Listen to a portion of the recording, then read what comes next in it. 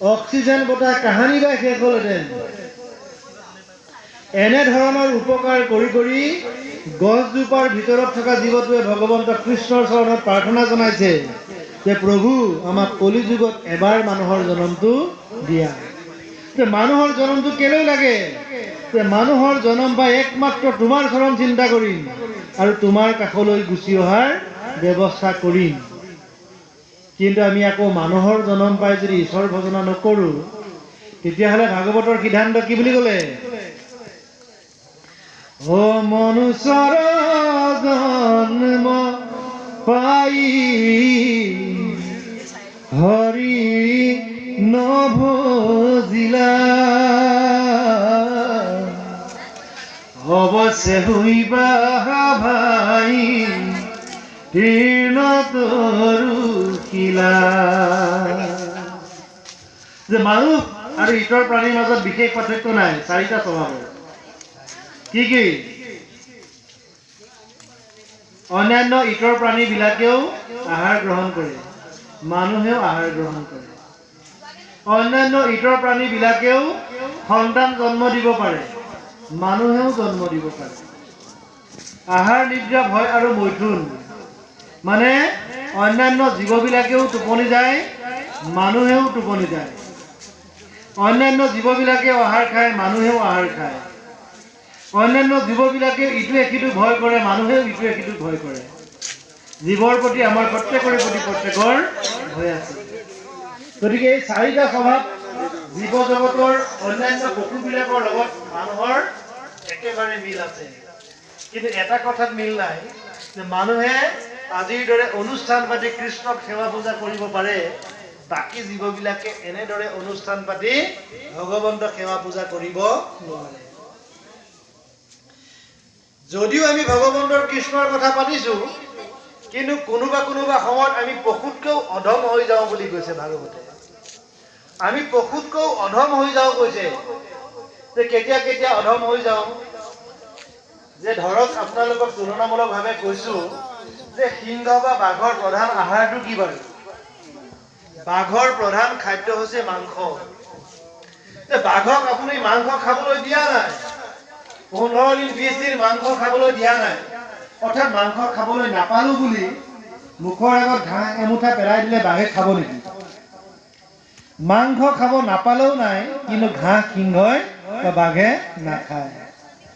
গৰুজনী আপুনি পুহিছে, যে ঘাঁহ পাবলৈ নাই বুলি মাংস এচৰীয়া আনি যদি মুখৰ আগত দি দিয়ে, গৰুৱে মাংস খাব নেকি? গৰুৱে কিন্তু মাংস নাখায়। তাৰ মানে মানুহক বাদ দি পৃথিৱীত যিমানবিলাক জীৱ আছে, সকলোবিলাকে ভগৱন্তই বান্ধি দিয়া নিয়মৰ ভিতৰত চলে। একমাত্ৰ নিয়ম উলংঘা কৰে মানুহে।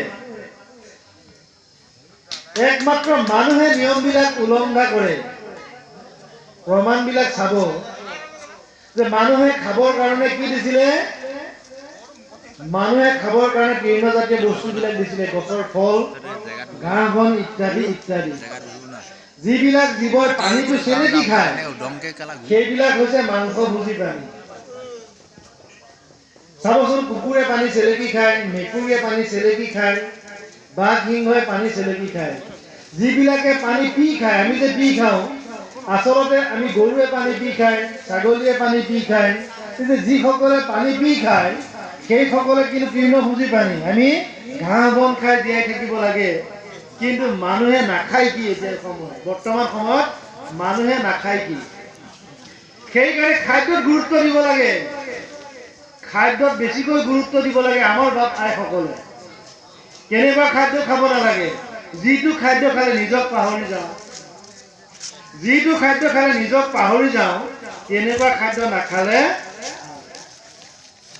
গতিকে মানুহৰ কাৰণে ভাগৱত, অন্যান্য জীৱবিলাকৰ কাৰণে ভাগৱত শাস্ত্ৰ ব্যৱহাৰ কৰি, মানে ভাগৱতে ভগৱন্তক এৰি থৈ যোৱা নাই।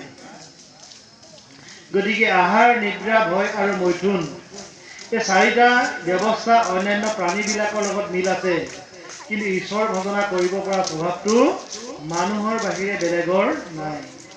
সেইকাৰণে আমি কি কৰিব লাগিব? যে আজিৰ দৰে অনুষ্ঠানলৈ আহিব লাগিব, কৃষ্ণৰ কথা শুনিব লাগিব। ভাগৱত কিয় শুনিব লাগে? ভাগৱত পঢ়িলে আমাৰ কি লাভ হয়? ভাগৱতৰ সিদ্ধান্ত আছে যে ভাগৱত ধৰ্মৰ মূল মন্ত্ৰ কি? আজি যে যুৱকসকলে ভাগৱত পাতিছে, যে ভাগৱত ধৰ্মৰ মূল মন্ত্ৰ কি?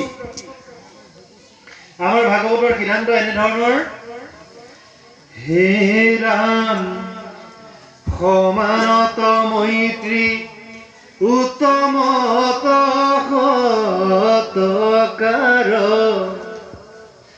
দৰিদ্ৰক দয়া কৰিবা বাৰম্বাৰ হৈবা শান্ত শুদ্ধ চিত ভকত বৎসল এহি ভাগৱত ধৰ্ম জানাম হাবল। ভাগৱত ধৰ্মৰ মূল মন্ত্ৰ কি? সমানত মৈত্ৰী উত্তমত সৎকাৰ দৰিদ্ৰক দয়া কৰিবা বাৰম্বাৰ। কিন্তু আমি 5 টকা দামৰ পৰা ভাগৱত পঢ়ি পঢ়ি এতিয়া 1375 টকা হ'ল ভাগৱতৰ দাম।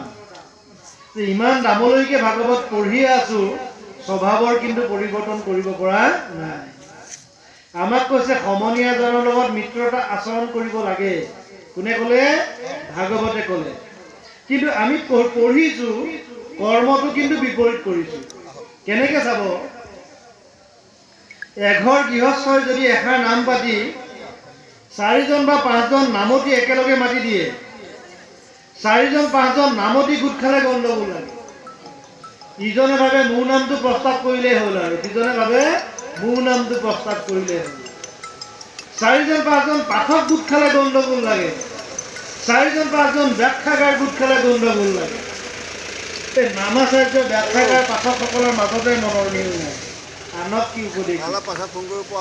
ভাগৱতে কৈছে সমনীয়াজনৰ লগত মিত্ৰতা আচৰণ কৰিবা, কেতিয়াও কাকো বেয়া ব্যৱহাৰ বেয়া চকুৰে নাচাবা। আৰু কি বুলি ক'লে? উত্তমত সৎকাৰ, অৰ্থাৎ জ্যেষ্ঠজনক সন্মান কৰিব লাগে। কিন্তু বৰ্তমান সময়ত গাঁওখনৰ জ্যেষ্ঠসকলক যুৱক যুৱতীসকলে সন্মান নকৰা হৈছে। কথা ক'বই নোৱাৰি। নামঘৰত যদি মিটিং এখন পাতে, বুঢ়াজনে কথা ক'বই নোৱাৰে, ডেকাটোৱে কি বুলি ক'ব? ৰত্নটো একো নাজানো বুলি ক'ব। একো নজনাকে তহঁতক আমাক ডাঙৰ দীঘল কৰিলে নেকি বাৰু? একো নজনাকেতো আমাক ডাঙৰ দীঘল কৰা নাই। কিন্তু যেতিয়া আমি ডাঙৰ হৈ যাওঁ, তেতিয়া আমি সেইসকলক কৈ দিওঁ একোৱেই নাজানো বুলি কৈ দিওঁ। উত্তমত সৎকাৰ, জ্যেষ্ঠজনক সন্মান কৰিব লাগিব। আকৌ ক'লে দৰিদ্ৰক দয়া, ইয়াতো আমাৰ বিপৰীত। কেনেকৈ চাব? দৰিদ্ৰসকলক আমাক দয়া কৰিবৰ কাৰণে ভাগৱতে সিদ্ধান্ত দিলে। ইয়াতো বিপৰীত। আপোনাৰ মোৰ ঘৰলৈ যদি দুপৰীয়া সময় এজন খোজনীয়া মানুহ আহে, আমি ওপৰৰ পৰা চাউল কেইটামান দি পঠাই দিওঁ। পাৰিলে টকা 10টা দি অকণমান মাতটো টানকে কৈ পঠাই দিওঁ, হ'ব দে যা যা যা। সেই আলহীজনক, সেই খোজনীয়াজনক আমি দুপৰীয়া সময়ত একাপ চাহ খোৱাৰ ব্যৱস্থা কিন্তু নকৰোঁ।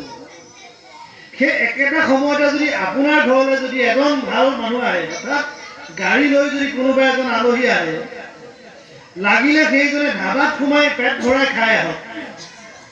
আপোনাৰ ঘৰত পোৱাৰ লগে লগে আপুনি ক'ত বহিবলৈ দিম, কি খাবলৈ দিম,